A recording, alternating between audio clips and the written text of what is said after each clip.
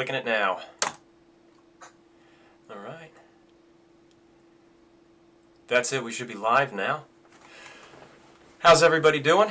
This is Tom Linsky here, and I've got my friend Bob Chaulk, historian and author on the SS Atlantic, over here on Zoom. I'm streaming from Pennsylvania, but Bob is actually up in Halifax. He is a local to the disaster and has dived it many times. We'll be talking a little bit about that. And as I said, he's also an author. He co-authored the SS Atlantic, the White Star Line's first disaster at sea a few years back, and actually has a new book on the subject coming out hopefully within the next few months. We'll talk about that as well. First things first, though, everybody in the chat, can you hear me okay? Is everything coming out clear? Can you see me? Can you see Bob here? This is my first live stream actually on this channel and on this computer and with all of this equipment, so I want to just make sure I've got everything right and adjusted properly. Looks like we're getting confirmation. That's great. So I do want to thank everybody for tuning into this first live stream here on this channel. There will be more over the coming few weeks, a couple surprises in store, and without any further ado, Bob, why don't you tell us a little bit about yourself? Sure. Hi, everybody, and greetings from Nova Scotia, Canada. We're on the not on the extreme northeastern part of Canada. There's another province to the east of us, but we're in Atlantic Daylight Time, so we're an hour ahead. And I live in Halifax, which is a city of about 500,000 people. Used to be, is a naval base for the Canadian Navy, and was a Royal Navy base beginning in 1749. All the wars between the United States and England, the Navy was actually here in Halifax. The fort came, and it's often been said that because Nova Scotia was an English colony, it's often been said that if it were not for the naval base here in Halifax, we would probably have been the 14th colony in the Revolution. So I do a lot of diving here in Nova Scotia. Halifax is a great place. It's a huge harbor. Supposedly the second largest in the world, but I know of at least 3 or 4 other second largest harbors in the world. So it's big anyway. It's about 20 miles deep and not deep down from the entrance to the inner part. The beauty of it is it has never been dredged. It does not need to be dredged because it's so deep. So it's excellent for guys like me who can go diving and picking up artifacts, all kinds of cool artifacts from the Royal Navy, from the White Star Line, and so on. Can I say enough, Tom? Yeah, absolutely. As you were saying, Halifax really is a unique harbor. If I were able to dive, I'd be out there diving with you. But as basically everybody here in this live stream watching is enthusiastic about history and a wide range of subjects in history, I think it's pretty neat that most of the Atlantic convoys coming out of the United States heading over to Britain as the lifeline during the Second World War actually assembled in the Halifax harbor before heading out there. If you've seen the movie Greyhound with Tom Hanks that came out about a year ago, the convoy, oh man, I'm not going to remember the exact detail, but the convoy was coming out of Halifax, and you could tell by the call sign of the convoy, I think it was like HX, which indicated it departed from Halifax.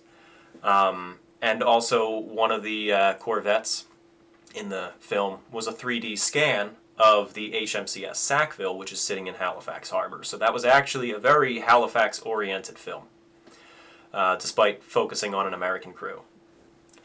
Alright, so enough of that. We're all here to talk about the SS Atlantic. It is the anniversary. We are coming up on the 150th. I think we're at 148. And I do like to do commemorations real time at the time of the sinking, but I really did not want to do 3:30, and how many people would be tuning in for that. But here we are, the day of the sinking, a few hours after, and as I had said, Bob, I think you are the foremost authority on the sinking, and it is an honor to have you here. And for those of you who do not know, the documentaries that I produced on this channel in the past you were instrumental in helping make that happen. So thank you for that. And I expect that there's going to be a good number of questions coming in, and I do see in the chat that my typing to the chat was quite noticeable, so I will make sure not to do that. But, alright, so anyway, you have dived the wreck who knows how many times now. Why don't you tell us a little bit what that is like? Yeah, the wreck is, one thing about the Atlantic is it's frustrating. When I took up diving in 1987, I got with a group very quickly that did a lot of wreck diving. There are a lot of wrecks outside of Halifax, many of them torpedoed by U-boats during World War I and World War II, but also old Royal Navy ships, that sank for any of a number of reasons. But the dive that the group loved was the Atlantic. Oh, you'll love the Atlantic, blah, blah. And it took me 3 years before I got on the Atlantic, up to 1990, simply because every time we would book a dive, the weather would get us. So even though you could actually go outside the harbor in the open ocean, you might not be able to get to the Atlantic because it's so surrounded by so many reefs and rocks and low islands and so on. And you have to meander your way out there. And we used to have a fisherman who used to take us out.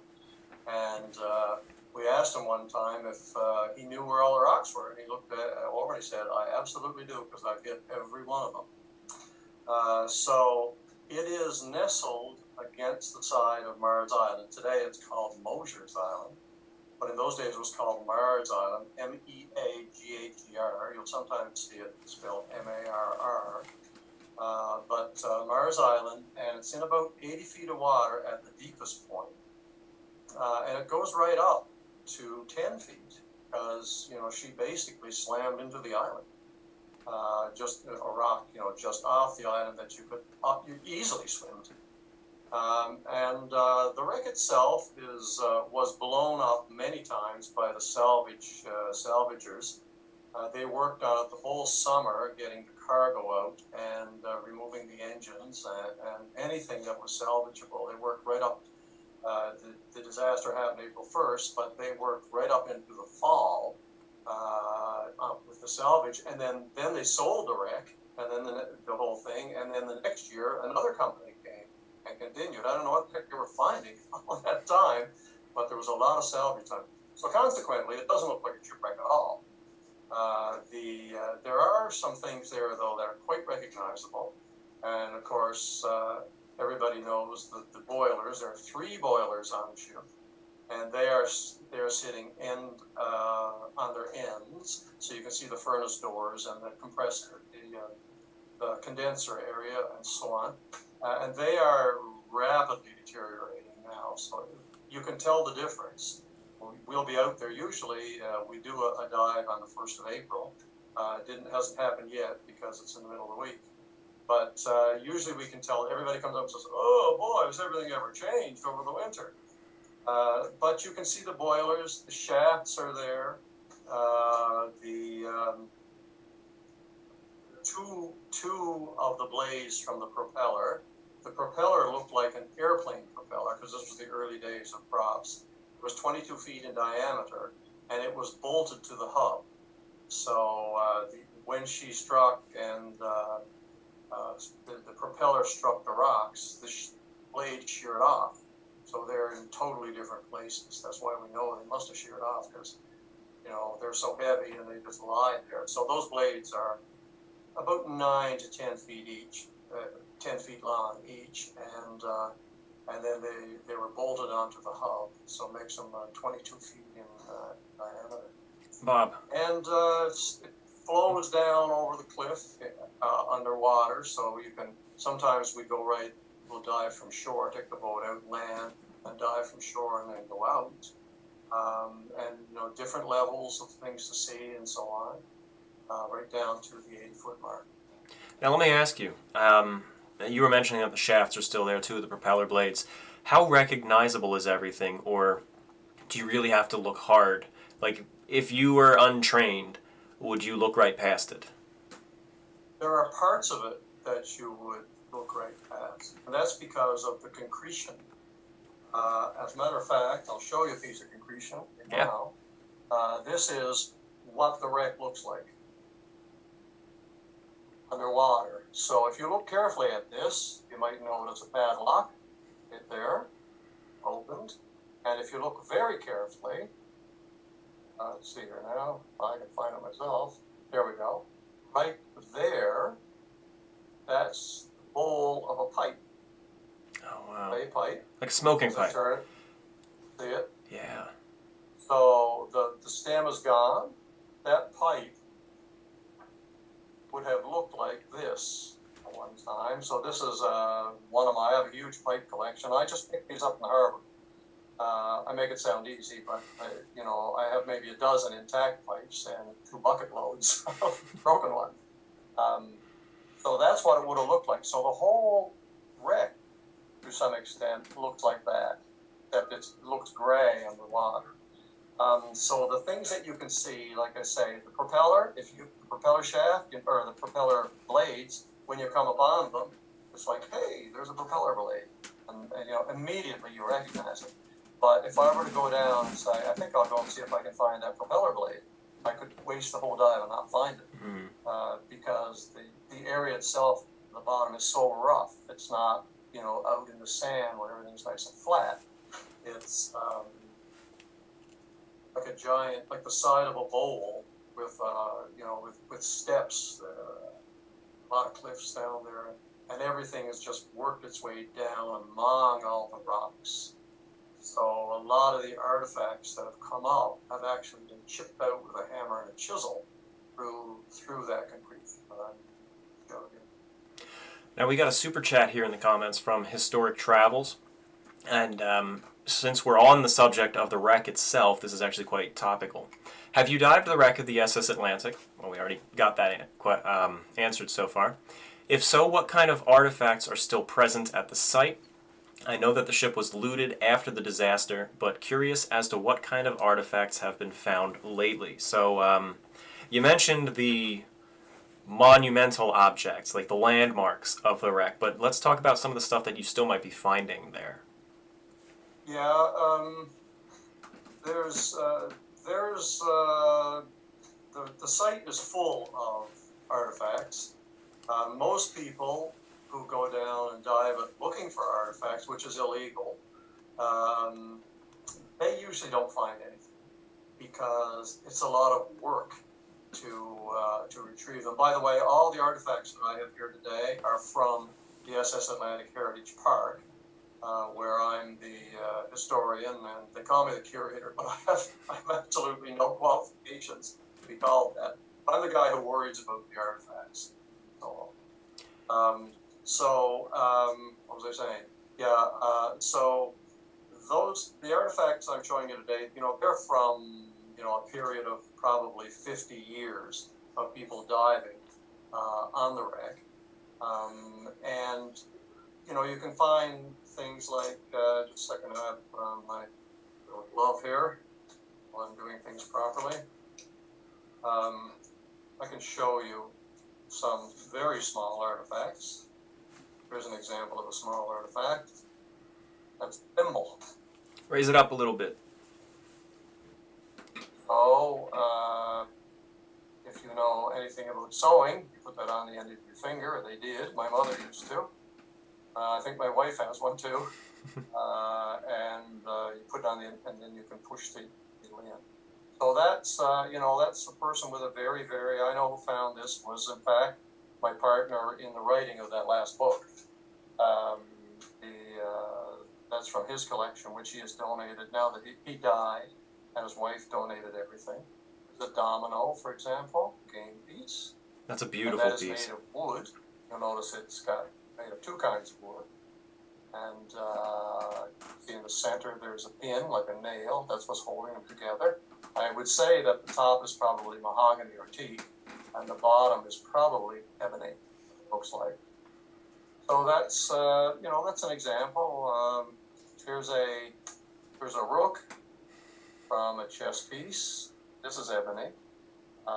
So you can find if you are very, very patient, very, very sharp-eyed, then there are all kinds of things on the wreck. There are coins still being found.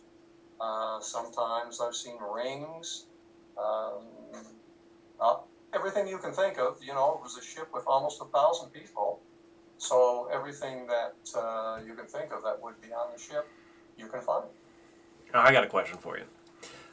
Somebody mentioned the propeller, and we were just talking about it, but where are those two propeller blades located? One is in about 20 feet of water, and about about 2/3 of the way back from the bow. Now if you were to go down and dive it without knowing anything about the wreck, you'd have no idea what's bow, what's stern, what's side, what's up, what's down. Nothing. It's just a debris field. So for instance, the propeller shaft, which was 18 inches in diameter, 122 feet long, and I think, and solid steel. Well, it's pointing, sideways to the ship, so it got upended when they were blasting. So one is there, and to tell you the truth, I can't remember where the other one is. I haven't seen it for years, but I have seen both of them. Because I'm asking that because we know that the ship hit the Golden Rule Rock, and then the waves pushed it, and it pivoted on the rock until its stern hit the, I don't know what the name of that rock formation is, but you know what I'm referring to. Yeah. And it sheared the blades off. So I'm wondering, are they there? Because the whole stern section, after the ship broke in two as it was settling under, the stern then fell down that ledge. So I'm wondering where they are in relation to the propeller shaft where it is now. No relation. Right. That's what I was thinking. Okay, cool. A lot of compliments on those artifacts. People think that they're quite lovely. They're nice pieces. Everything you've shown was a human piece, like a human artifact, something that a person would have, not necessarily this mechanical ship part, although I know there are plenty of those that were recovered as well. I'm looking to see if we have any other questions here. I know that somebody is asking if the wreck is protected. It is indeed. As you said, it is illegal to go down and pull artifacts off of it for personal reasons, I believe, correct? It's okay if it's going to the museum? That's kind of nebulous. Nobody ever gets charged. Right. And in fact, I know a lot of divers because I've been doing this for a long time. And since I got involved in the park, more and more of these guys are turning stuff over. Mm-hmm. Because what are they going to do with it? And they turn it over and think it's going to a good home, and it is. So there's lots of stuff out there. There's stuff. The thing I need to explain is that everything that is around about the Atlantic, in attics and basements and beds and so on, is not necessarily off of the wreck. I have a clock here that I'll show you in a moment that still works. It's 148 years old. It was a clock from the chart room. It was the clock that the captain looked at when he awakened, when they struck the rocks, and he got up and was running out, and he said he glanced at the clock and it showed 3:12 a.m. So that clock had to come off of the ship that day because at 5 o'clock in the afternoon she rolled over.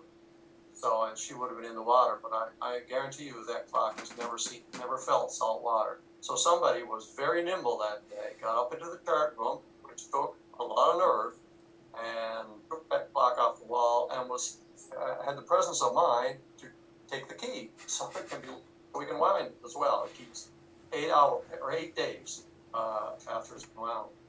That is a very deliberate effort that somebody Yes. did to save that clock. But then it ended up in private hands, local private hands, not like a passenger or crewman who then left and took it with him. No, and I believe, so, I've gotten to know the gentleman who donated it, and he remembers, he's about 80 years old, and he remembers, he's actually adopted, and he remembers when he was a toddler, his mother, his adopted mother, taking him into her bedroom, opening the bottom drawer of her dresser, moving a few things away, and showing him the clock, and saying, "This is a very significant clock. This came from a ship that wrecked, to a 3 or 4 year old, and you can look at it, but don't take it out." And he said that as he got older, alone in the house, he would go in and take it and play with it. So, but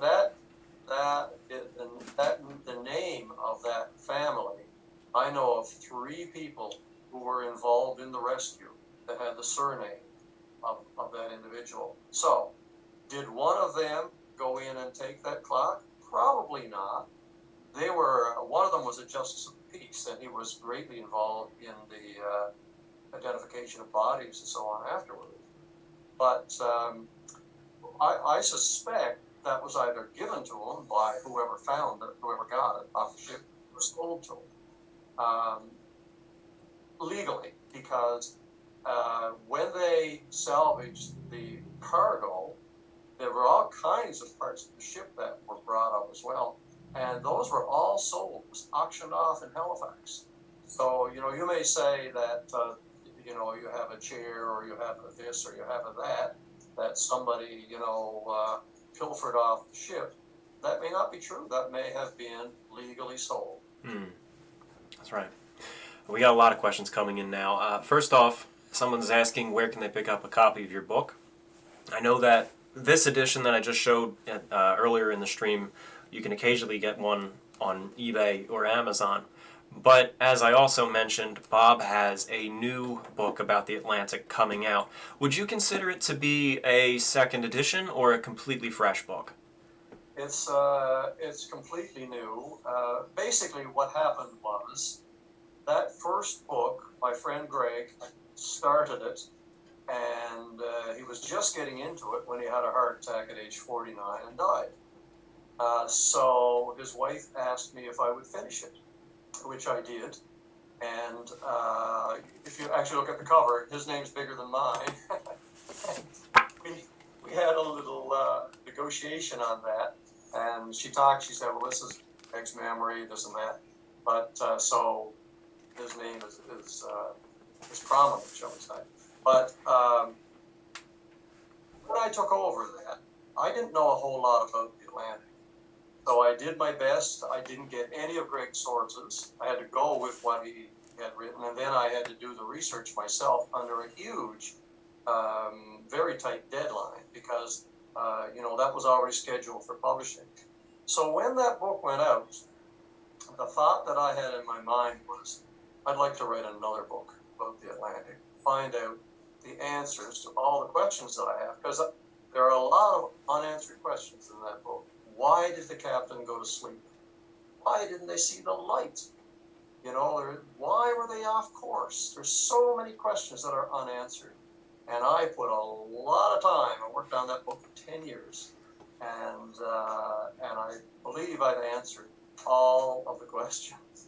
That's fantastic. So it's new in that respect, but it's also a lot more detail on all the things. Greg's book was very general. This book is very specific. Names of people, who was there when this happened, what time it was, that kind of stuff. So if you're a nerd on this kind of stuff, this is the book for you, because I'm a nerd. I think most of our chat are nerds, myself included.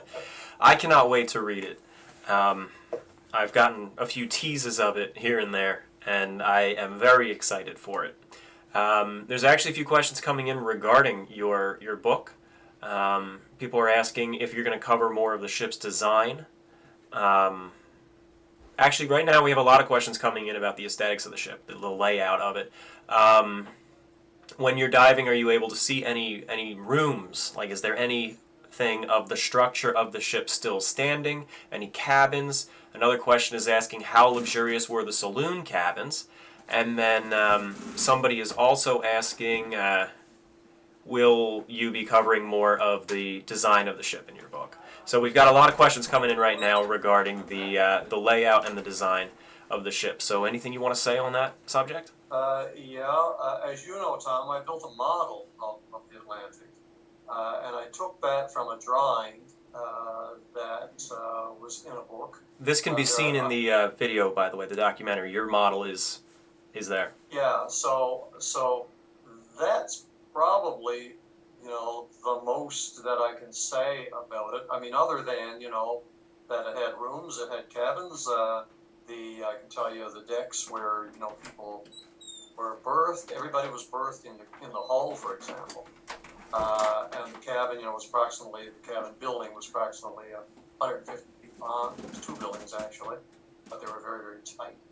So unlike, you know, the modern ships and even something as old as the Titanic, you know, she really didn't have a lot of super.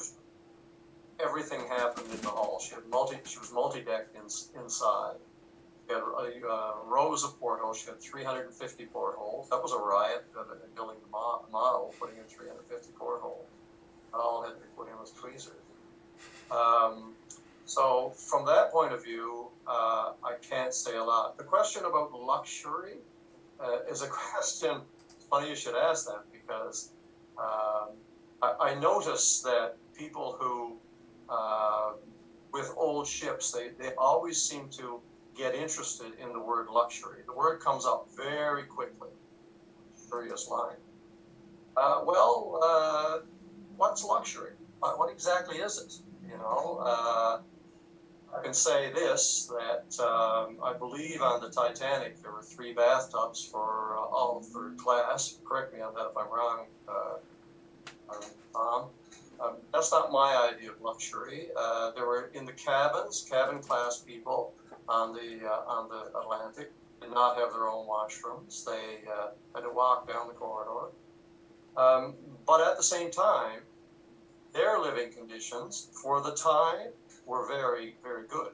They were very comfortable compared to the people in the steerage. There were no second class. There was only what's called cabin class or saloon class and steerage. On the Atlantic, you know, there were supposedly 32 people in cabin class, so they'd say, but I have 35 names in my research. And there were approximately 800 or so, less than 800, 790, I believe, steerage class. So a lot more steerage. These ships, the bread and butter of the ship was the steerage. That's where they made the money because they could cram more people in per cubic feet in the steerage than they could in the cabin. The level of luxury, they had pianos, they had fireplaces, they had a bar. In fact, I've drunk wine off the Atlantic. So envious of that. You asked me how it tasted. It tasted salty. I've actually, just as an aside, as a diver, I have picked up a lot of bottles of things. Beer, wine, whiskey, perfume, medicine. It all stinks to high hell. No, high heaven, I guess. So when you hear about these bottles of champagne coming off this ship, you know, the luxury liner, coming off this ship, you know, selling for, you know, $5,000 a bottle, I would be very surprised if that stuff was. So anyway, enough on that. And that is, again, from a person who has dived and opened bottles found in the ocean. Anything over 100 years, you open it up and you pour it out, you gotta run. So I don't know if I answered that question about luxury or not. I kind of rambled a bit, sorry. That's all right. You touched on it pretty nicely. Philip Dembski is asking, where can I order a first edition of the book? Is there a place that you can recommend other than just secondhand sites? So when you're talking about now the one that Greg and I did, Yeah. I have seen that online for $1,000. And you don't get any of that. And what was my first thought. I'm not going to be seeing any of that. Yeah. So they turn up. They're out there, you know. But no, I don't know of a specific site to get it. All right. Well, I'm always keeping an eye out for another copy. I do pick them up occasionally, but then I end up usually giving them away. But I will continue to look for more, and then maybe we can do a giveaway here on the channel. I do think that when you publish your next book, you should definitely do some sort of a follow-up stream like this, and raffle off or have some sort of a contest for a signed copy. I know I'm waiting for a signed copy as well. What other artifacts have you got there? I know you have a whole bunch. I got a couple of myself too. I do. This one here is kind of cool. This is a Bronze Star. Every time I say that, I think of there's a medal in the United States military called a Bronze Star. And I suspect this would have probably been on a door, perhaps. You'll notice the 2 screw holes. We have the screws. I left them down at the museum because I figured I'd lose them. So I know of 2 of these that have come up. So a door marker. Do we have? Probably, is that just a hunch? Just a hunch. Yeah, for sure. So this one here I like, and this one I'll tell you why in just a moment. So this is 2 birds, bronze, and the cool thing about this is there's writing on the bottom of it, upside down. This is a really cool piece. There's writing on the bottom of it, which is difficult to read, so I will read it for you. It says, "Bronze from the wreck of the ship Atlantic, April 1, 1873. Christmas, December 1917. To Jack W. Gray, from his Grandma Gray, a souvenir of the Atlantic. A Christmas gift with much love for dear wee Jack. I'm wishing you a very happy New Year, 1918. Now, the thing, if you know nothing about Halifax, you don't know that what was probably the largest non-nuclear explosion ever occurred in Halifax Harbor on December 6, 1917. So about 3 weeks before Christmas. And it killed 2,000 people, put 9,000 people in hospital, destroyed the whole north end of the city. It happened when, during World War I, Tom mentioned all those ships that came through here in the convoys. 2 ships collided in the Narrows of Harbor. One of them was carrying airplane fuel, loaded with ammunition, and it blew up. A lot of people were blinded. A lot of people, until quite recently, I think the last survivor of the explosion died about 2 years ago, and a lot of them were blinded because the ship was on fire. It was in a populated area, and people went to their windows. Look at the fire! There's a ship burning, and a lot of mothers with their toddlers in their arms stood at the window, and when the explosion came, it blew the glass into their faces. So this is a very poignant note, because she was writing that just 2 weeks after the Halifax explosion. Unbelievable. Here's a pop bottle, and you'll notice it's got a round bottom. And those of us, so I have a very large collection of bottles. This is my thing, bottles. Yes. This is off the Atlantic, and it was full of ginger ale. This is a ginger ale bottle, and these round bottom bottles, as far as I know, always sell ginger ale. And the writing on it says, if you can see it, Cantrell and Cochrane. So Cantrell and Cochrane, aerated waters, Dublin and Belfast, Dublin and Belfast.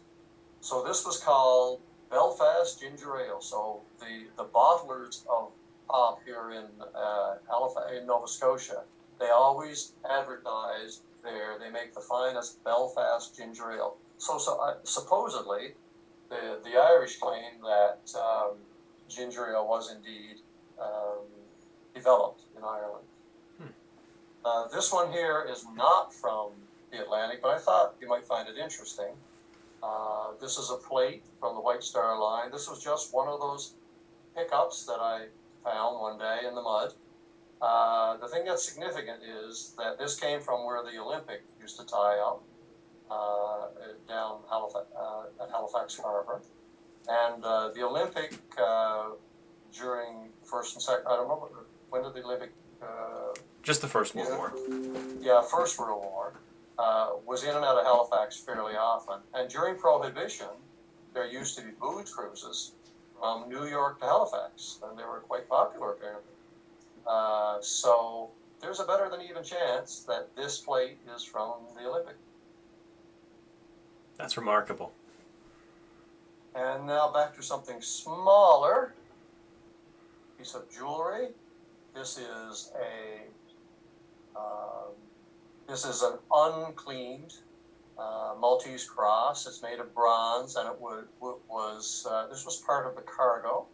He had a lot of this type of jewelry. You see the pin is on the back still. And I'll show you just one other piece of jewelry, a couple of pieces really. Tom and I have an ongoing discussion about this stuff. I'll put it in case there so you can get better. This black stuff, I believe it to be plastic. We talked about whether or not it was jet. We don't really know. But there is a lot of it. And it was common because this was the time of Queen Victoria, and she always dressed in black after the death of her beloved husband, Prince Albert. And for the rest of her life, she was in mourning, basically. And I'll give you this one. Oh, here's a... This is... So this is the handle of a bread knife. I love those pieces. And that way, yes. And you'll notice it's completely rusted away. But I happen to have an example of what the real thing looked like. And actually embossed in the metal, it says bread knife. In case you didn't know, I guess. So you're absolutely sure you're using the right knife? Yeah. Anything else with this? Another personal item. This is a straight razor, and the guy's name is on it. It says W. Garvey. It's kind of hard to read. It says W. Garvey 150. William Garvey and his wife Mary boarded the ship at Queenstown, and they were both lost. They were steerage passengers. So there's no sign now of anything in metal on. Speaking of things that cut, pocket knife. And, there was a time when most men carried a pocket knife because, and I thought about that, and the reason would be because they all wrote with pencils. Nobody had a ballpoint or even a pen. If you were going to write with ink, you used, by then you were away from the quills, but you still had a pen and you had to dip it into the ink. So they carried what some call a pen knife, interestingly, and that comes from the days way back when the monks were copying out the Bible and so on. They wore a little knife around their necks to sharpen their quills, the pen, and that's where the term pen knife comes from. I'm also a nerd when it comes to that kind of stuff. Hey, Bob. So I don't know how long you want me to keep this up, Tom. Well, I'll just show the clock. Oh yeah, show the clock. I do want to get through all of your artifacts, but why don't we sprinkle in some of these questions? So here is chart room clock from the Atlantic. This is the clock, as I say, that the captain would have looked at. It runs for 8 days when you wind it, and it was made in London, and you can see the name there. I did some research on it, and I did actually find a ship that was built the same year as the Atlantic, and she had a clock like this in it. So I tend to be a little bit skeptical anytime somebody gives us something. But the story of this clock is pretty cool, with Peter going and, as a child, going and sneaking a look at it. All right, actually, this is pretty well. I think this is pretty well it, Tom. Anyway. All right. So 2 questions just came in. One actually a few minutes ago. It didn't just come in. But somebody asked if the Atlantic did not wreck, would she still be around into the 20th century? She could have made it in. Sorry, you're going to answer that or what? I'll just touch on it real quick. I know at least one of the Oceanic class did make it into the early 1900s, if not 2 of them. I forget which it was. And then there was also the Britannic and the Germanic, which were built only a year after the Atlantic went down. And the Germanic made it into the 1910s. So there's a chance. I don't necessarily see a reason why we'd be able to guarantee that she did. The White Star Line sold off pretty much the entire class by the late 1880s, and so another line might have picked her up and continued operating her until the 1900s, but I'd say a 50-50 chance she would have made it. Anything you want to add there, Bob? Yeah, I would agree. Actually, the Oceanic and the Atlantic and so on, they had a lot of problems, a lot of teething problems with the propellers. The Republic, 120 miles past Ireland, had to limp back. Mm-hmm. So the week after, one of the things about the Atlantic was, just as an aside, by the way, it is incorrect to call it the RMS Atlantic. She never carried the Royal Mail. Carried the United States mail. Suppose you could call it the USMS. This is something I was actually mistaken about as well up until recently, up until you were able to confirm that. RMS is totally incorrect for Atlantic. Yeah.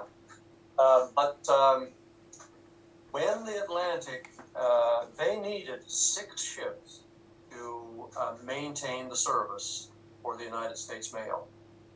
They did the mail on Thursdays, so a ship left Liverpool every Thursday with the United States mail, and then left New York every Saturday. Now, the ship was not in New York for 2 days. She was in New York for 2 weeks. But they had their 6 ships. They needed all 6 of them. So when the Atlantic sank, that put them in a major problem. But just to make it worse, the week after the Atlantic sank, Republic, her sister ship, broke down 120 miles out past Queenstown, out in the Atlantic. And she lost a couple of blades off her propeller. And so they had to limp back. So times were really hard. I marvel at how the White Star Line ever got through those early days. Thomas Ismay must have been a very, very sharp dude. And he was. If you read about, and I cover this in some detail,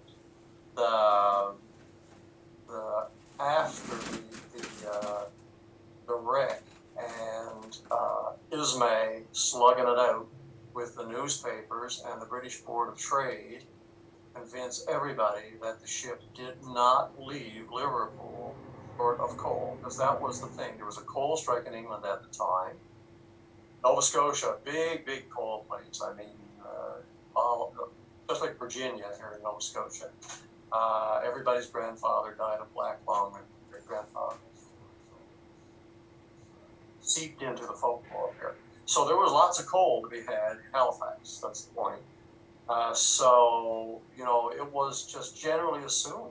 The newspapers were saying, the New York newspapers were saying, it was assumed that they called her for Halifax, not for New York. And she would just go into Halifax, get more coal, and off she'd go. So this was planned. So so he had a big problem on his head. And reading all the correspondence, which I managed to find, correspondence between the White Star Line, him and his partner, Hamilton Fletcher, and so on, trying to save their company, is actually, it's almost, you should make a movie out of it. It's very suspenseful. Right. But they survived. Speaking of, we've got a trash truck outside. I'm sure you guys can hear that. And unfortunately, I don't have a way to mute with this setup without muting Bob. Got another super chat coming in from Robert McRae, asking or saying, I was really struck by the story of the woman tied to the mast. Could you give any more insight into who she was and what happened to her on that night? That kind of leads a little bit into what we were thinking of talking about there, Bob, if you want to take a few minutes about that. A little bit about the women? Yeah. Yeah, her name was Rosa Bateman. She was married to James Bateman. It's from the island of Jersey, I believe. She was the last woman to die. Very few of the women made it to the deck because they had, first of all, they had to get dressed, which was complicated in those days. They had children, many of them, and there was just one scuttle to climb, and the man, I've read interviews in the papers where a man will say what a hard time he had getting out. He had to climb over the heads of people, as if, wasn't I great?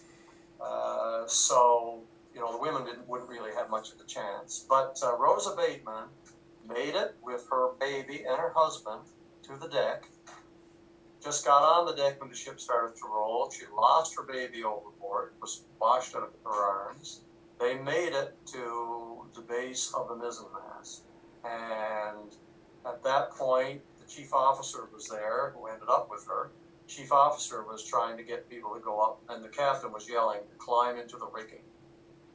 So she was exhausted, she said, because they had to get a hold of, go through these dead eyes and all this kind of stuff in order to get up on the shrouds.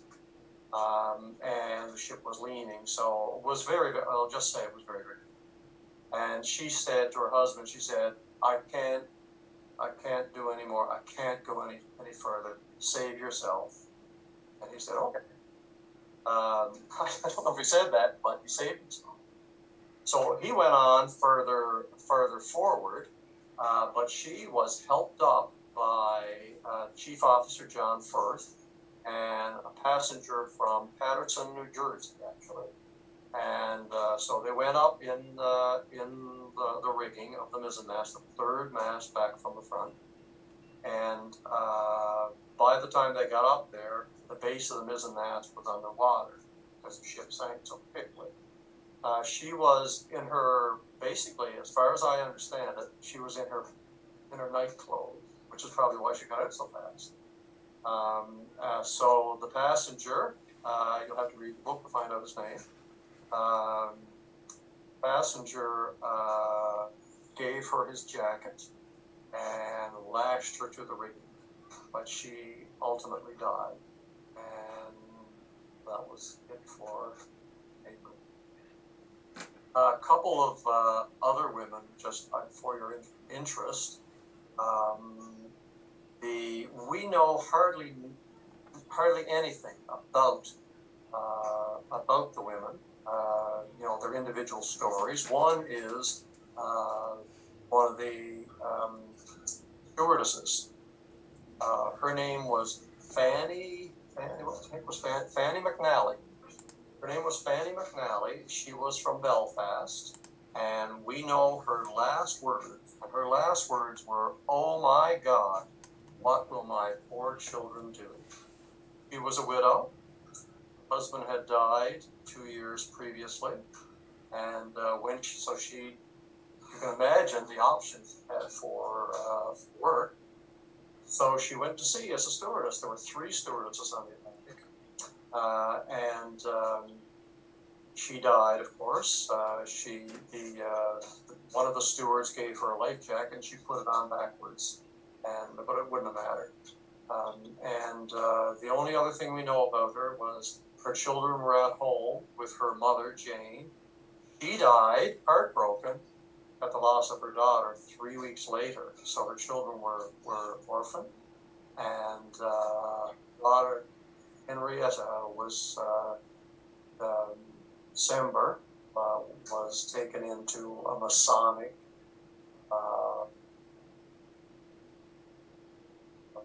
girls' boarding school. That's all I know about her. The other one is, now I'll put my notes first. She was an American, Mary Fisher from Vermont. And she had even less to say. She was a cabin passenger, wife of Cyrus, what the heck was her last name? Cyrus Fisher. Cyrus Fisher. I should stop looking at my notes and just go off my memory.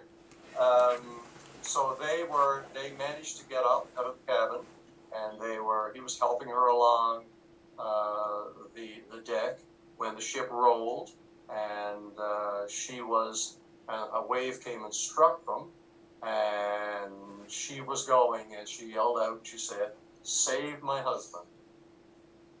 But her husband was not interested in being saved, so they went together.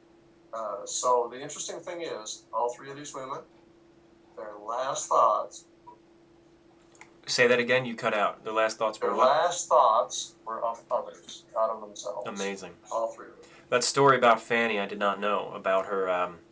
Her kids being orphaned and how she was a widow. That gave me chills when you said that.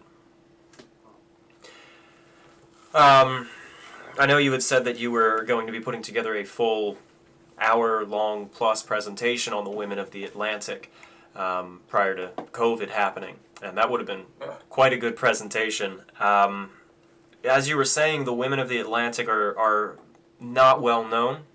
There was a tendency back then for women to not really have their stories told. They had a smaller role in overall society, and of course in the Atlantic none of them survived to tell their story anyway.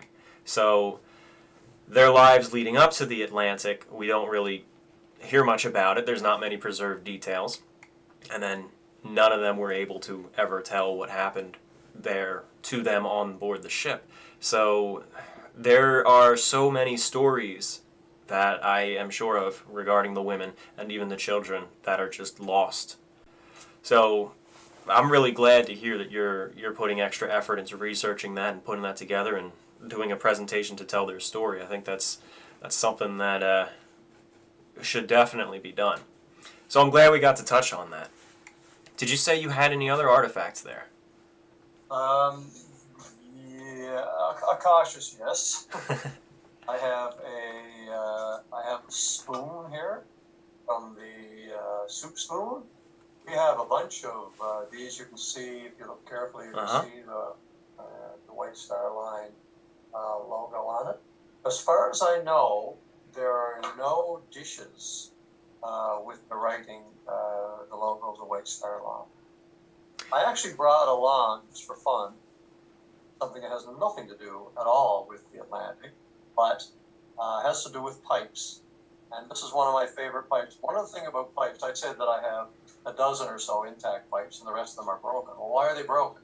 Well, they would get plugged. A grain of tobacco would go in, and the thing would get plugged, and they would start cracking them off until they got past the plug. And then they stick it in their mouths and smoke it again. And some of them got really, really short. But this particular one, I don't think, I think it did actually legitimately break. But a lot of pipes had all kinds of fancy designs. They had political stuff on them. There are people who are very serious about collecting clay pipe. So, but this one, as a Canadian, I get a charge out of. Look at it, here they go again. It says, "Canadians to the front." Wow. You'll see there's a tent, and there's a little guy standing there, and a cannon. You see the cannon? Yeah. And the sun shining down. and that is an advertising, a recruiting pipe Mm-hmm. for the Boer War. Put out by the Brits. As you'll notice on this side, it says, there's the ensign, loyal to the old country. Unbelievable. Where'd you find that one? The Canadians signed up. They went over and they got killed for the Brits. Because the pipe told them to. I don't know about that. No, because it was a way to get off the farm, most likely. Where'd you find that one? That one's from the harbor. Wow. Somewhere in the harbor. And I was showing it off one day to one of my buddies. He says, "Oh, yeah, I've got one of those. Yours is broken." Jumping back to the harbor real quick, you had mentioned the Halifax Explosion when you were showing the artifact with the two birds on it. And an interesting connection there to the Halifax Explosion is it was caused by a collision between two ships. One was a French munitions ship, which was carrying everything a ship should not carry, called the Mont Blanc. And as it was leaving the harbor, another ship was coming into the harbor. And that other ship was called the IMO, or the IMO is actually how it's pronounced, the IMO. However, the IMO, which collided with the Mont Blanc, set off a fire which exploded 17 minutes later. The IMO is the former White Star liner Runic.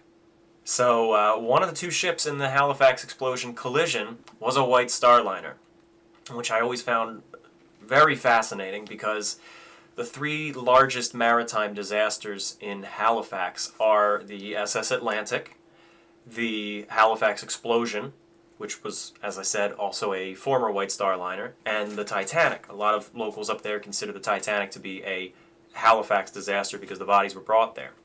So that's three White Star liners.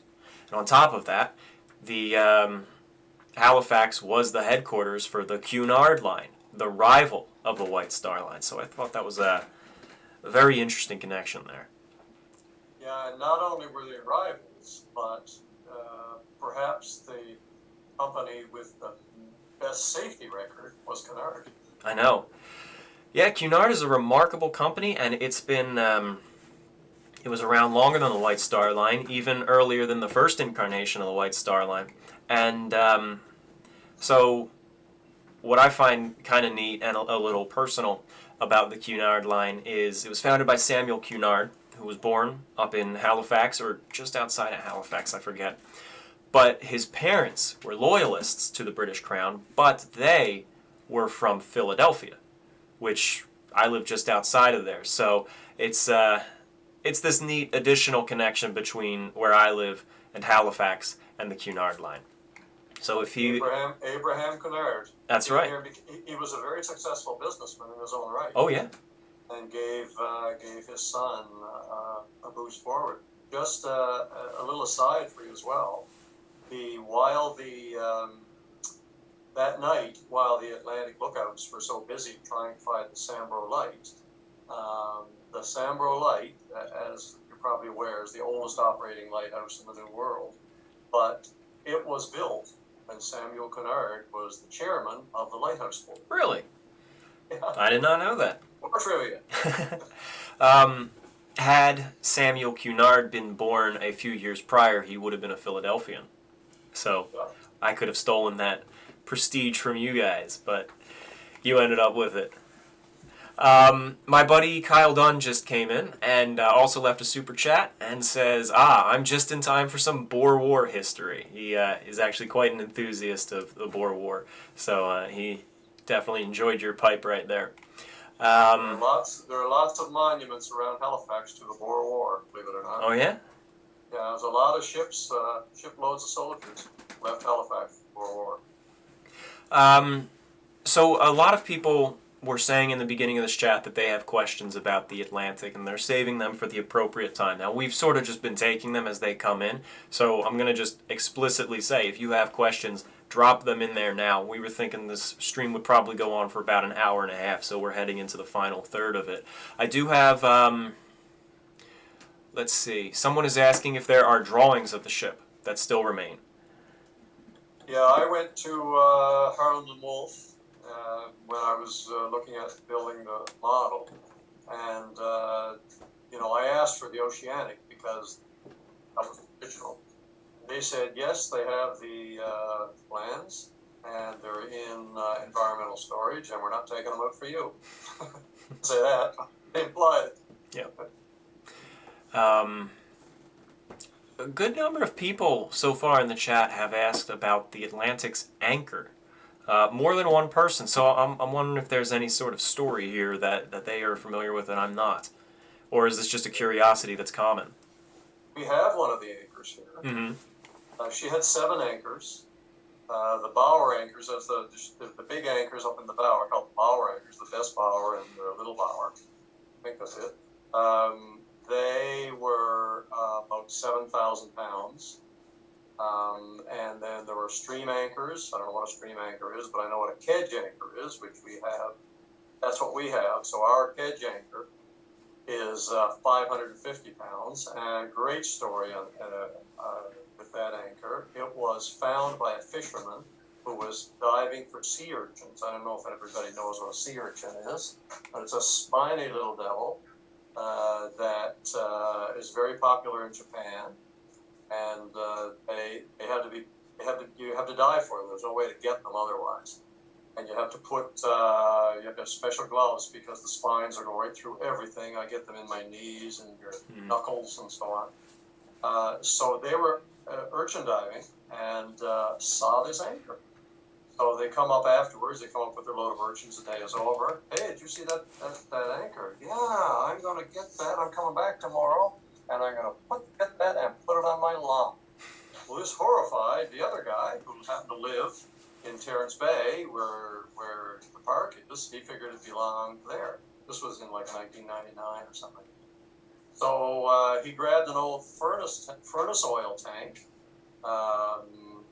stopped it all up, welded on some handles, took his boat. He has a big fishing boat, like 65 feet long, and went out there, went down. There's no way he could lift that anchor out of the water and get it on the water. So he had a winch attached to the bottom of the tank, went down, winched the anchor up so that it was hanging below the tank, and dragged it like that about 3 miles through all kinds of reefs and rocks, got around them all, and brought the anchor home.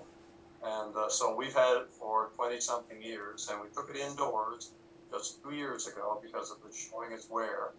And I had I drew the short straw and had to do the restoration in 2 days, brushing it with a wire brush, beating off the rust, and then I covered it in linseed oil at the advice of a blacksmith. It's now indoors. That's one of our favorite artifacts, actually. How's it look now? Well, it looks well worn, so it has a lot of character. Good. Good. Let's see, there's still waiting for some questions to come in. I see someone is asking if any debris from her propeller has been found. We had discussed that actually at the beginning of the stream, and this stream is going to be a video when it's done, so you'll be able to watch back and catch up on the parts you missed. Somebody is asking if this back here is the Atlantic in a bottle, and I was hoping somebody would notice that. No.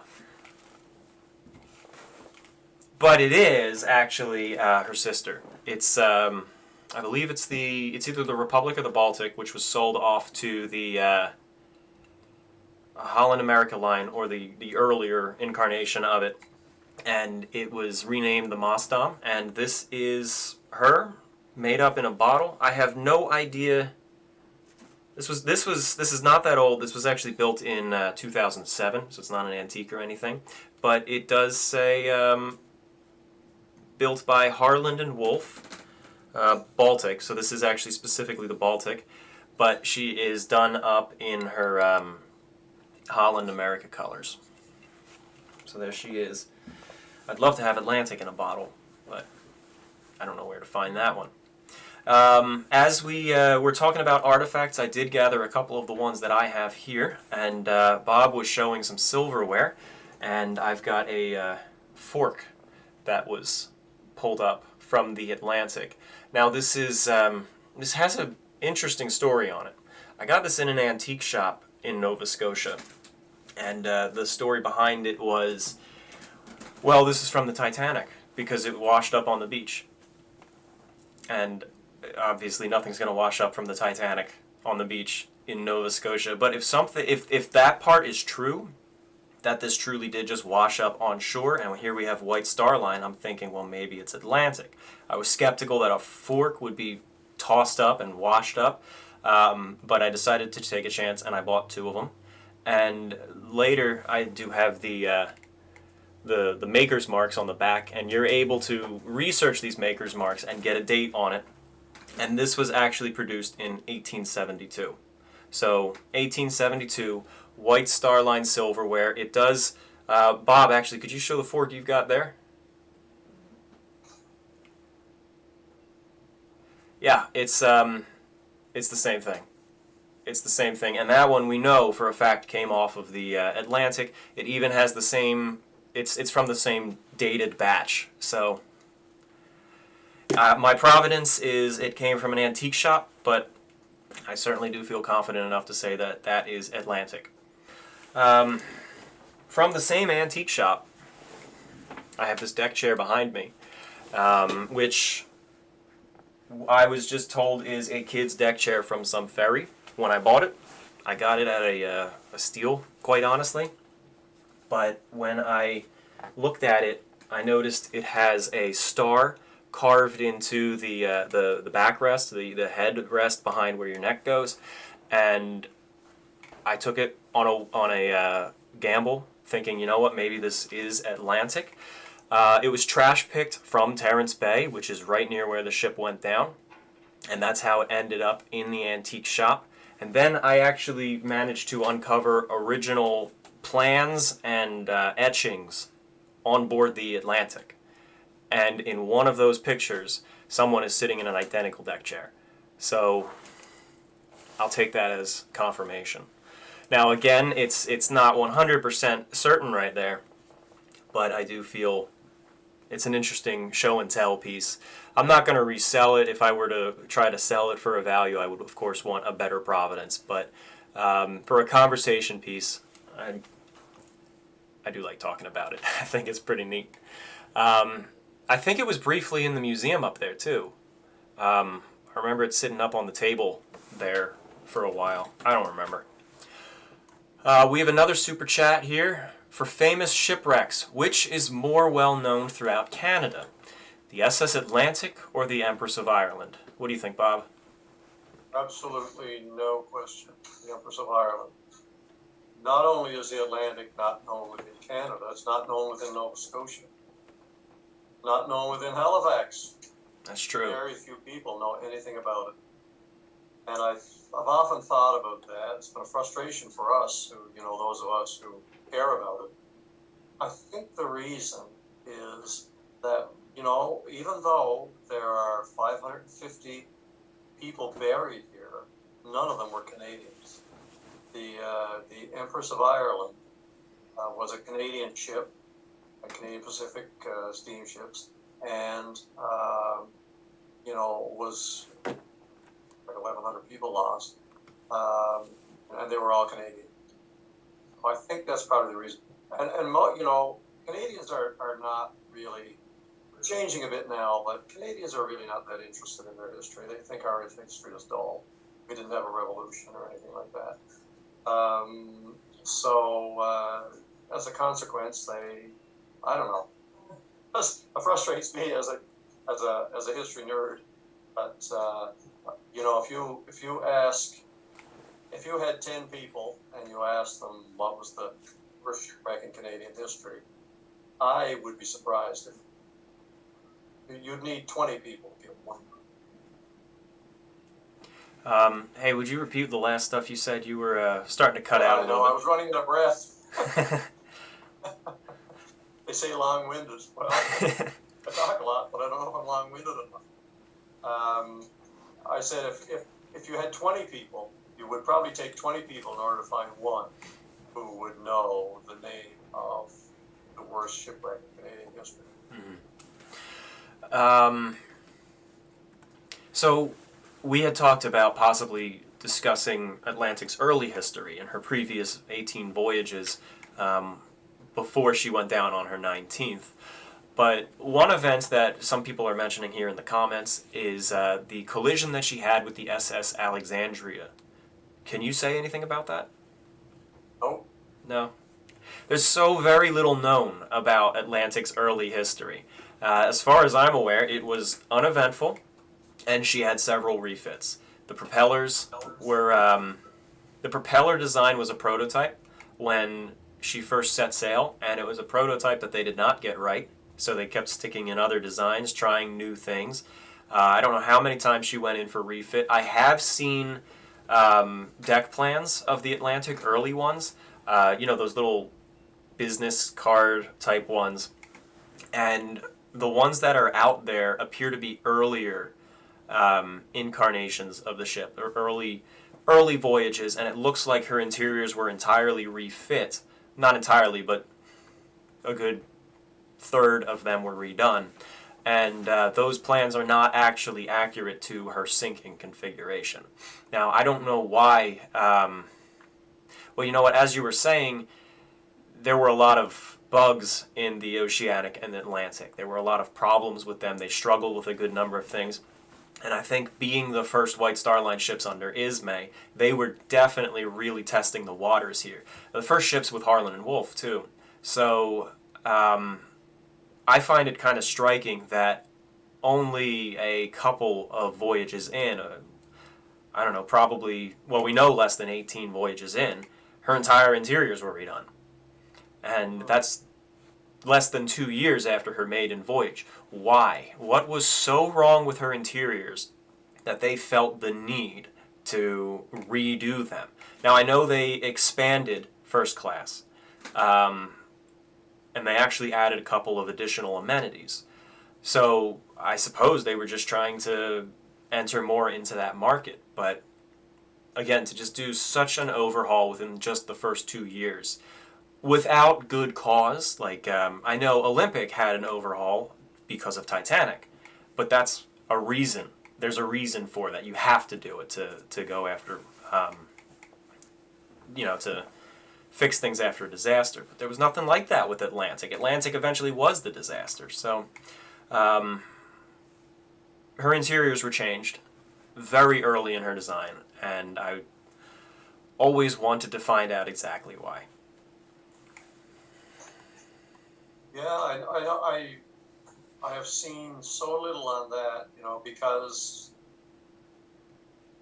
she didn't get in the news until she was news, right? Well, I have a whole bunch of old newspapers like Harper's and all from that time period, and sometimes they do whole elongated articles on traveling aboard ocean liners, and they will have a dozen illustrations to convey life on board an ocean liner, as well as a very detailed written description. And what bugs me from a researcher's point of view is that Cyrus Fisher, the man you mentioned earlier, was writing one of those articles for the Atlantic. Had it been a prior voyage, not only would he and his wife have survived, which obviously would have been good for them, but we would have had a far better understanding of what she looked like and what life on board was like. But he went down with the ship, his wife went down with the ship, and anything that they wrote down and or drew, if they were doing sketches for illustrations, all lost. You say you're getting a lot of questions about before the Atlantic. Yeah, a couple.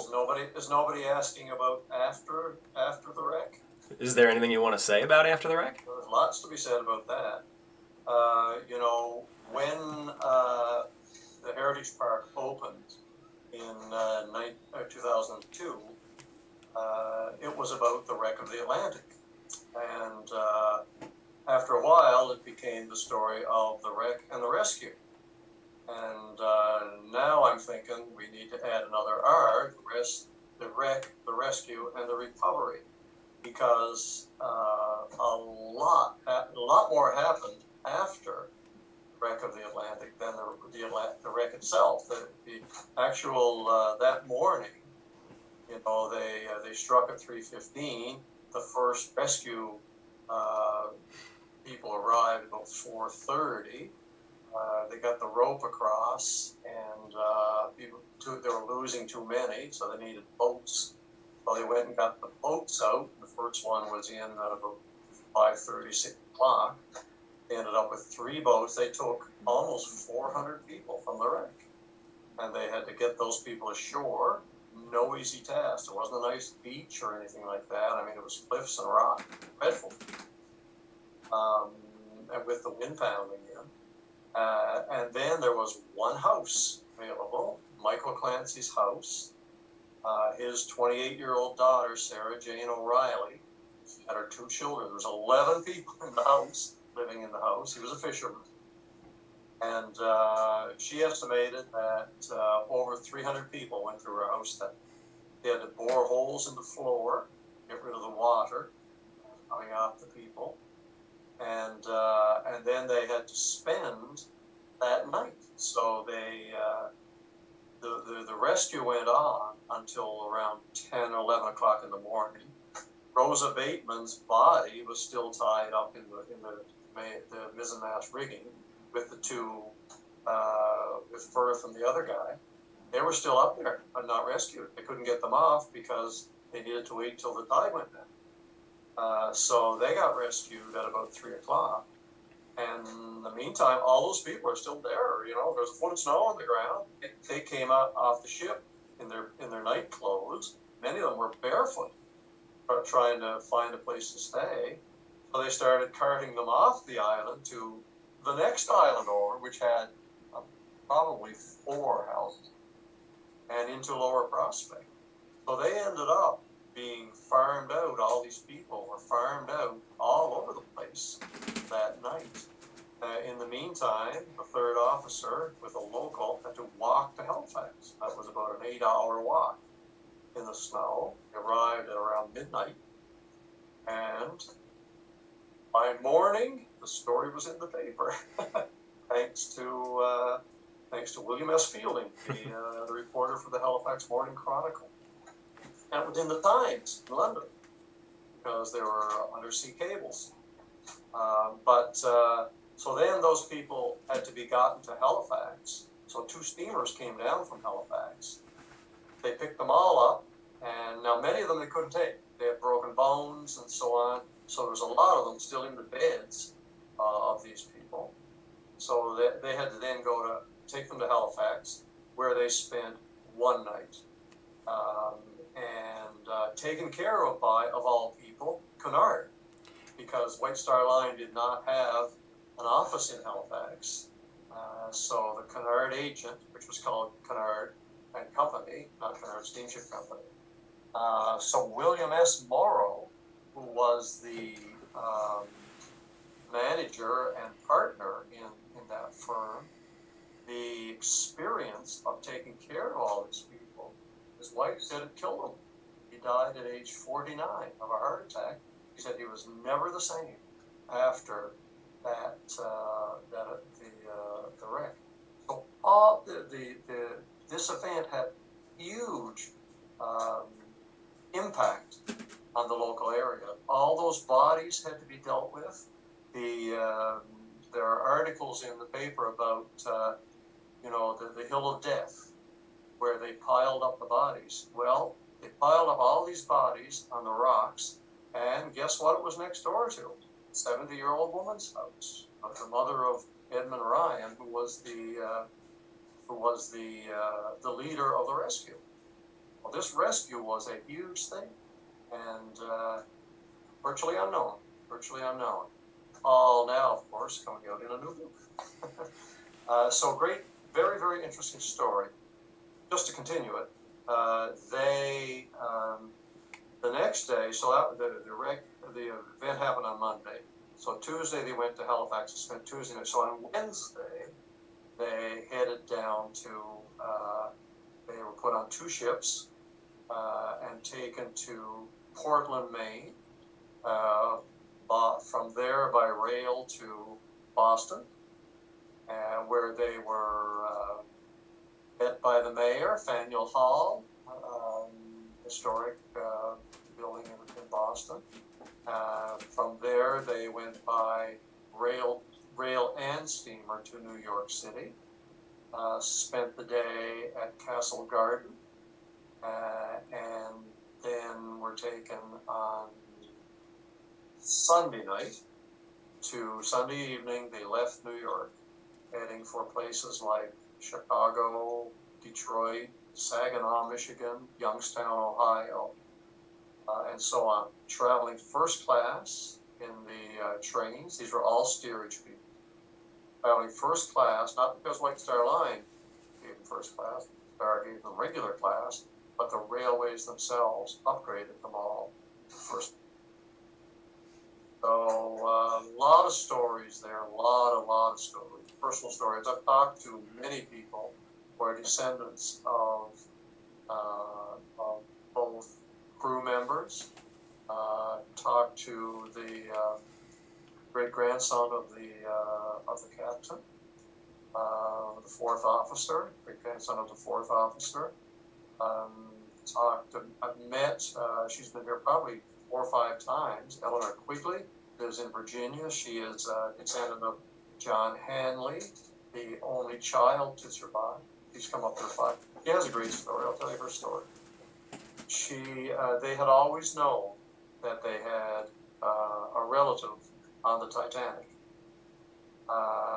She grew up with the understanding that they had a relative. So when she got married and their children were older and they had some freedom, a little more money, they decided they would look into this. And so they learned that there were Titanic graves in Halifax. So they came to Halifax, went to the grave site, looked at everything, got nowhere. They were in the Maritime Museum of the Atlantic in Halifax, and were telling this story to them. And they said, well, you know, there was another White Star Line ship that was lost. It's called the Atlantic. Oh, where can we learn about that? Well, we have a display about it upstairs. So she went upstairs to look at it, and there just happened to be almost a life-size picture of John Hanley. And she said she took one look at it and she started to cry because he reminded her so much of her Uncle Bill. So she learned all about that person, who it turns out they shared. I think she's his cousin 3 times removed. Wow, that is incredible. That story. Actually, I've got another one like that. Yeah. Here in Halifax, there was one Canadian that we know of in the crew. His name was Irving Stuttaford. He was from Kingston, Ontario. Kingston is right where the St. Lawrence River runs out of Lake Ontario. And he was an orphan, born in Kingston, became an orphan. At age 16, he went to sea, presumably on the Great Lakes, but we don't know. We do know that he was 20 years old and a steward on the Atlantic. He survived, and it so happens that his great-granddaughter lives here in Halifax.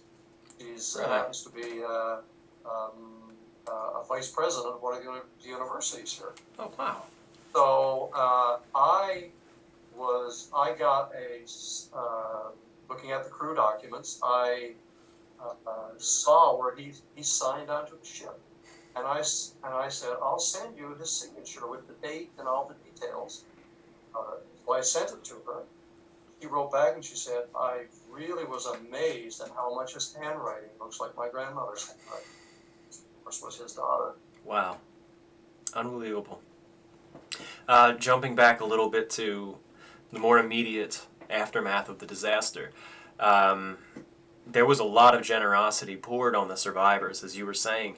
There were fundraisers for them. John Handley, they actually took him into Halifax and did a photo shoot with him at one of the ones on one of the main streets in Halifax. and they made these cabinet cards of him. I've seen some in your book, and I'm sure they'll be reappearing in your next one. I actually managed to purchase an original one, and it's so they took these photos and then they sold them with the proceeds of it going to him.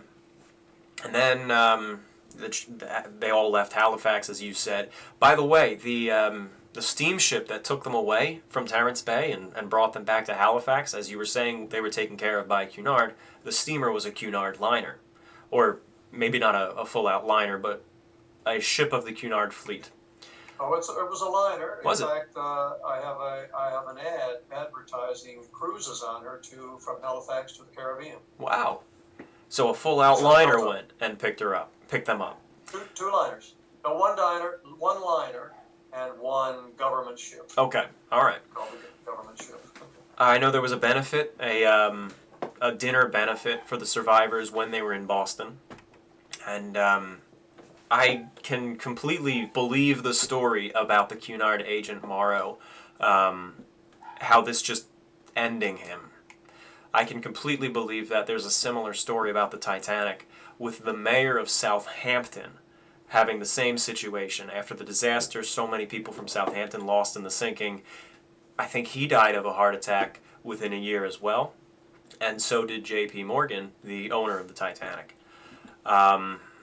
So yeah, even if you were not there at the disaster, if you get this involved in and personally and emotionally invested into a traumatic event like this, it can drain you just as much as if you were there.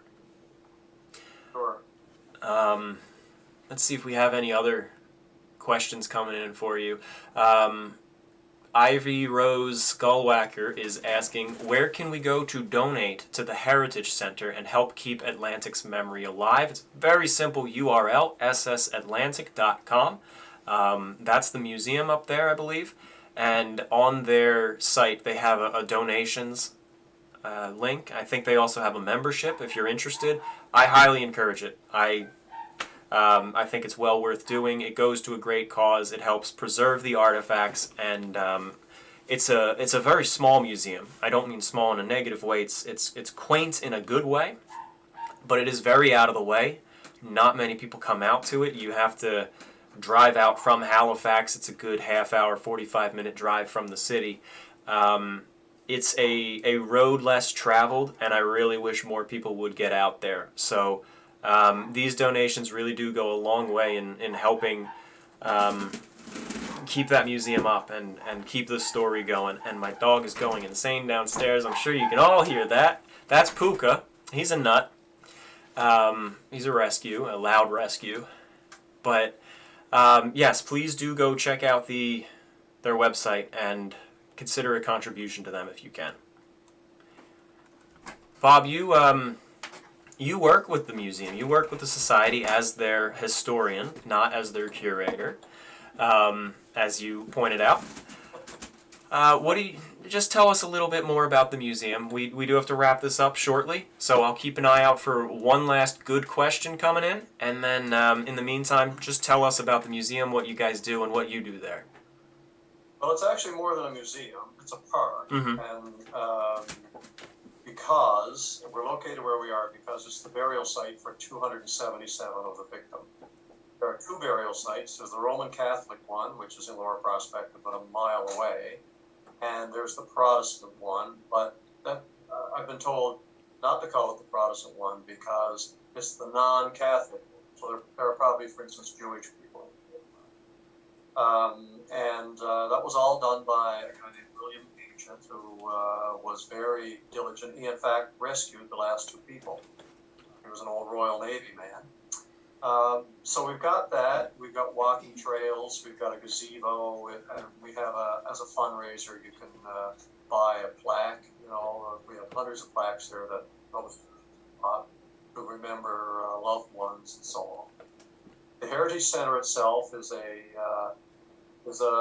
like a big bungalow, I guess would be the best way to describe it. And we have a couple of hundred artifacts. People who come to visit us, who really, really have a good time. They carry on about what a beautiful place it is, the ocean there, and it's so peaceful. So it's very, very scenic. But we run a little craft shop, so local people knit, crochet, sew things. You can buy the tartan of Nova Scotia there, and so on. We serve light snacks. We give great tours, and so we're kind of a little bit of a hub of the community because it's a really small community, fewer than 500 people. But well supported. I learned huge amount from being there as a historian from the bits and pieces of what I've gotten to know. So it's been great for me. I don't live there. I live in Halifax, so it's a half-hour drive for me. I was out there this morning to pick up those artifacts. Always enjoy going out there. Great spot. So I've been involved with them for, I guess I'm in my 7th year now, and no plans to leave or anything like that. There are 8 of us on the board, all volunteers. We're open in the summer, 7 days a week, from what we Canadians call the 24th of May weekend, and that is the last long weekend in May to the end of October. Lots of Americans come, thoroughly enjoy themselves. We love getting United States money because it's worth $1.25 at least for us. And we also, what else can I say about it? The walking trails, very, very nice. Not difficult, but very, very scenic as well. So for me, I'm always learning. I'm learning all the time about the story, and there's not a week goes by that I don't learn something. And I've learned a lot from Tom. Well, we've learned a lot from each other. Yeah. And it was a visit out to the museum that actually got me hooked on it. It was 2 years, three, I don't know, a while ago. I first went up to Halifax, and it was for a Titanic presentation. But then I ended up meeting a girl on this trip who I am now married to. So I was coming back a few more times as well. And I had briefly visited the park, the Atlantic Park, the first visit, but now that I was coming up and staying like a month on end, I came out a little bit more, and that's when I spoke with you, thanks to the Titanic Society of Atlantic Canada, who put us in touch, and you took me out on a tour of the wreck on your boat, and that ended up evolving into a video, which is available on my channel. And then that's when I just decided, you know what, I need to tell this story in full. And the documentary and animation evolved from that. There's a few other videos on my channel about some of the more niche topics regarding the Atlantic or traveling on the oceanic class. And yeah, so it truly was a visit to the park that basically evolved into all of the videos that you see on my channel regarding the Atlantic. And I know a lot of people have been saying in the comments that those videos have gotten you hooked on Atlantic, and I'm honored to have done that as well. And again, those videos would not have been possible without Bob's help and Bob's inspiration. When we were doing that animation, I was sending you stills and clips from it and saying, what do you think of this? What do you think of the text in it? And I know we didn't get everything 100% perfect, but still, we would not have been able to do what we did if not for your help. I did see one other brief question come in asking if there are any known photographs of the Atlantic before she went down. I know there are some of her wrecked at the Rock. None of them are clear. You can't really make out any serious detail of the ship. But are there any known photos prior to the sinking?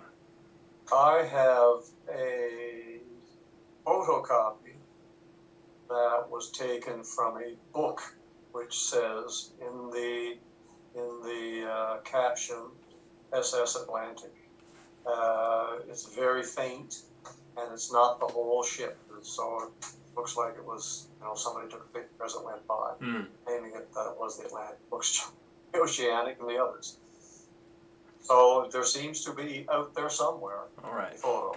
I know there is also one additional one that is in my collection, and I am looking forward to sharing it when the time is right. There will be. Looking forward to seeing it. Well, I'm going to show you it in person when next time I get up there. But I am looking forward to publishing it when the time is right. I hate to sound so cautious about it, but I'll be sharing that. You had mentioned Reverend Ancient, by the way. As we wrap this up, I want to let everybody here tuning in know that I'm going to be doing another live stream tomorrow. I don't know what time just yet. We were going to do it towards evening, but I actually just got an email just before the stream suggesting a time change. So I have to follow up on that. But it is going to be with another author, a guy named Frank, who I actually met just a few months ago. He is working on a fundraiser. See, Reverend Ancient's grave in Halifax is unmarked. There's nothing there to even indicate where his grave is. So he is leading the effort to get a stone placed with his name, which recognizes his efforts for the Atlantic as well. And I think he even wants to have a photo of him etched onto the stone. It's a beautiful stone. I've seen the mock-ups of what they plan to do. And tomorrow at some point, keep an eye out for updates. We're going to do another stream with him. And I'm going to be encouraging everybody to go contribute towards that as well. So please do tune in. And yeah, all right. So I'm seeing a couple more quick questions. Someone's asking about the boiler. You mentioned we did mention this pre-call. Some people say that the boiler is the only thing still standing on the wreck. As you had said, there's quite a number of the wrecks still there. And you mentioned 3 boilers. I didn't even know that. Yeah, there are 3 boilers. All right. I think even my video says that it's just the one boiler, so that's a mistake on my part. But anyway. There's a little more trivia for you about those boilers. There are at least ashes of at least 5 scuba divers on those boilers. Really?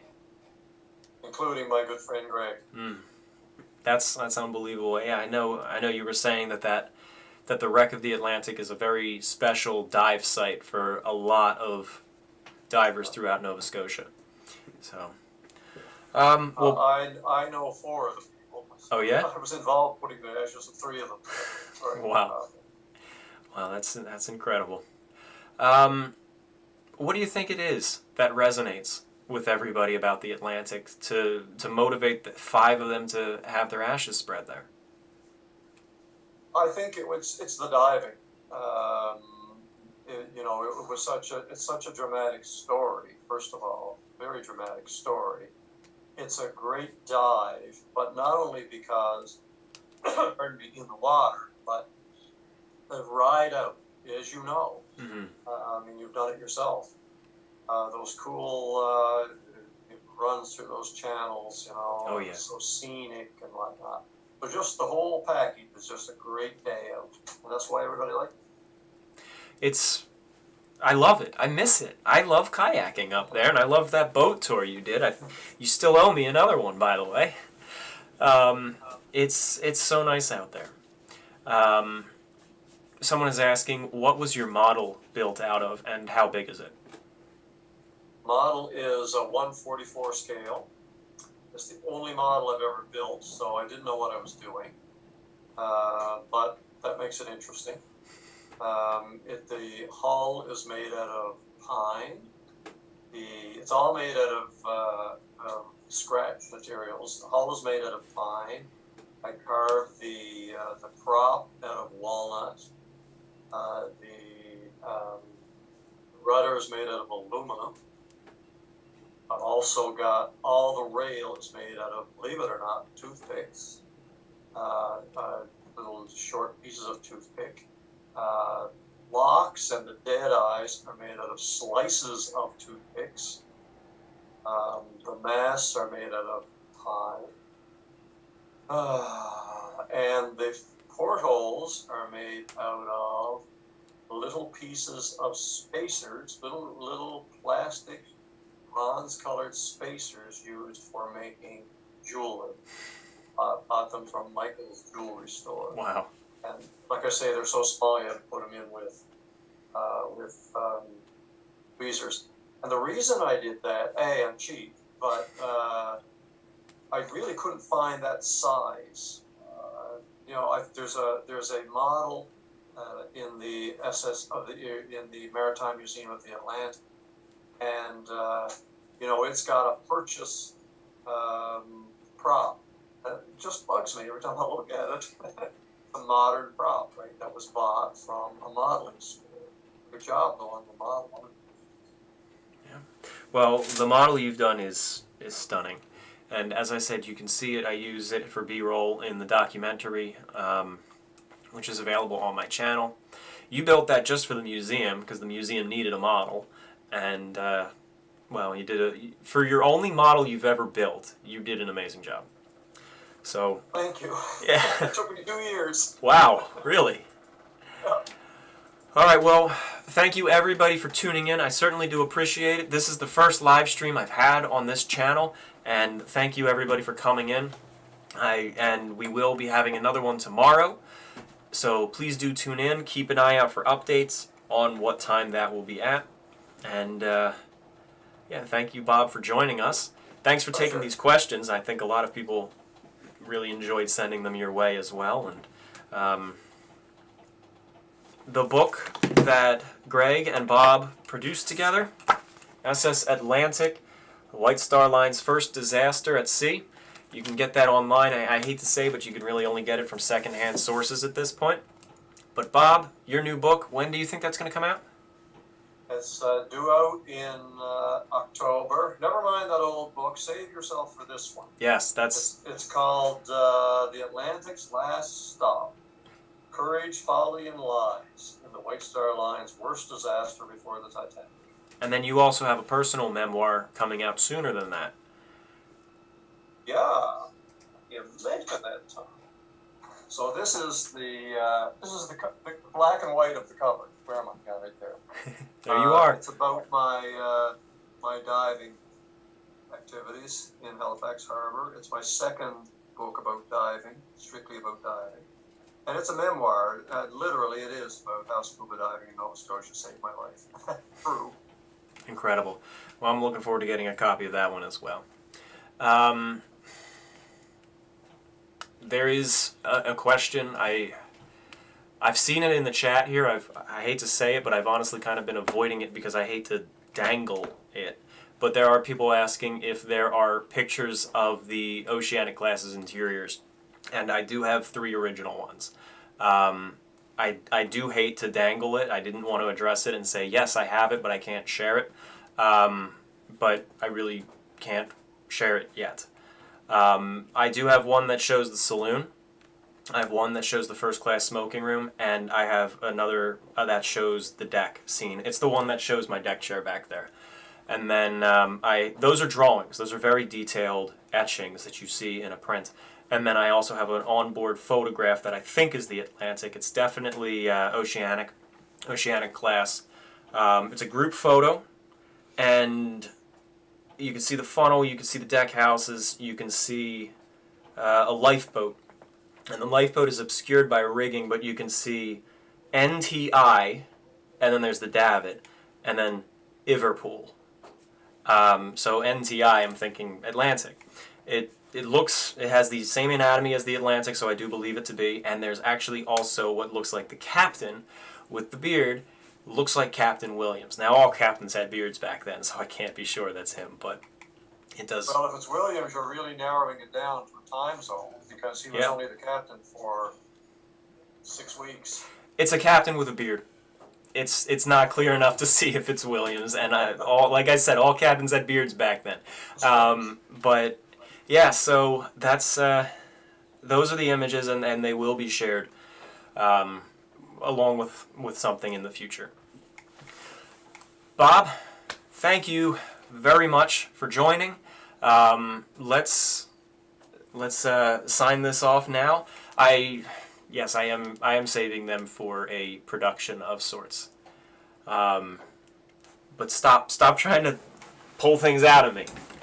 Bob, thank you for coming in, and I had a great talk as always with you. I'm looking forward to meeting you again in person, and thank you again, everybody, for joining.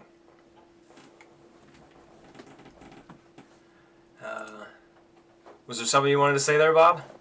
Nope, I'm fine. Oh, all right. It was a great. Other than to say, it was a great pleasure. I really enjoyed it, and some great questions. Oh yeah, everybody is very enthusiastic about the Atlantic. Now, at the end of streams, I always tend to just ramble, so I'm going to just stop it now. Thank you, everybody, and goodbye. Tune in tomorrow.